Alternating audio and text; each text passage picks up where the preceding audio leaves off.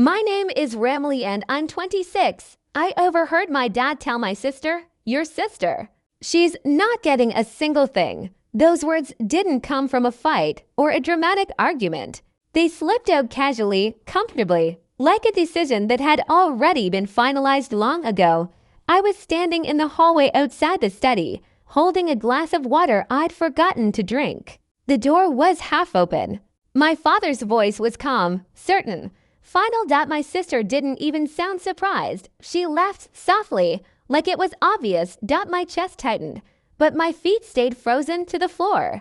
I leaned closer, my heart pounding so loudly I was afraid they'd hear it. My dad explained that everything had already been handled, that I was independent, that I'd figure it out. He said my sister deserved stability, deserved support, deserved everything they could give.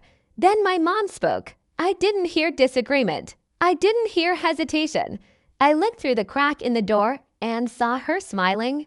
Not awkwardly, not nervously. A real smile. The kind you give when you're satisfied with an outcome. In that moment, something inside me went quiet. I didn't burst in. I didn't confront them. I didn't cry or demand explanations. I walked back to my room slowly, like if I moved too fast. The truth might shatter me completely. She's not getting a single thing. The sentence echoed louder than any insult I'd ever heard. I'd always known I was treated differently. I just never thought it was this deliberate. Growing up, I was the strong one, the low-maintenance child, the one who didn't ask for much. I paid my own way through college with scholarships and part-time jobs. I moved out early. I worked late. I handled things. My sister stayed close to home. Needed help. Needed guidance. Needed money. Apparently, she needed everything. That night, I opened my laptop and logged into my bank accounts. Every cent I had ever saved stared back at me. I had a joint emergency account my parents technically still had access to. Something set up years ago just in case. Suddenly, I understood what just in case really meant. Just in case they needed it. Not me. I packed one bag, grabbed my documents, walked out without a dramatic goodbye. Before sunrise, I moved every dollar that was mine into a new account. I canceled shared access, changed passwords, locked everything down. My hands shook the entire time, but my mind had never been clearer. I wasn't running. I was choosing myself. As I drove away, my phone buzzed. A message from my mom. Where are you going so late? I didn't answer. Another from my sister. You okay? I laughed quietly. Not because it was funny, because it was unbelievable. The people who had decided my future without me suddenly wanted reassurance. I slept in my car that night under a flickering street light. It wasn't comfortable. It wasn't safe, but it was mine for the first time. Nothing was being taken from me without my consent. As morning came, I made myself a promise. I will never beg for a place in a family that already decided I don't belong. The days that followed were loud with missed calls and long messages. My dad offered excuses. My mom shifted between guilt and anger.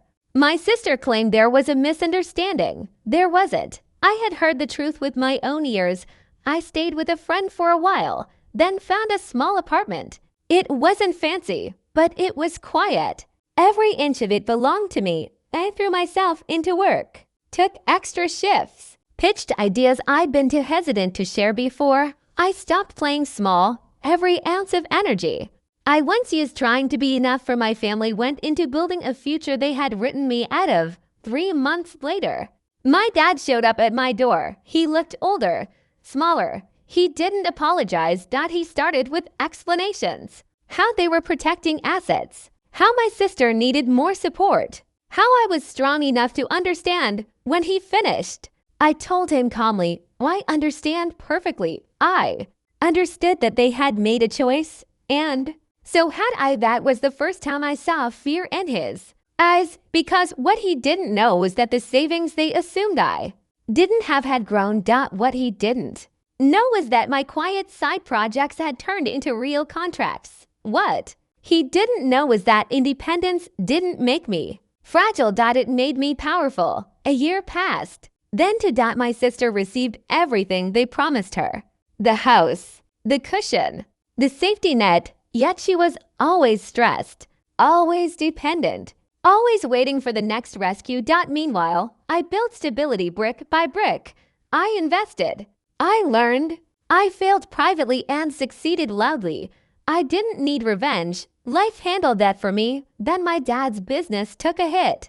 Medical bills piled up. Suddenly, family meetings included my name again. Suddenly.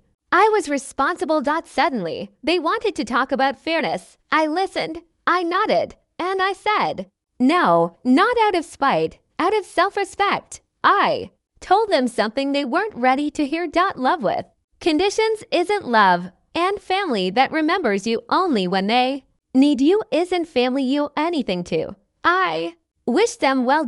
And this time, I walked away in full daylight. The truth is, losing everything they promised me was the best thing that ever happened because it forced me to see who I was without their shadow. It taught me that being overlooked can become your greatest advantage. And it proved one powerful lesson I carry every day.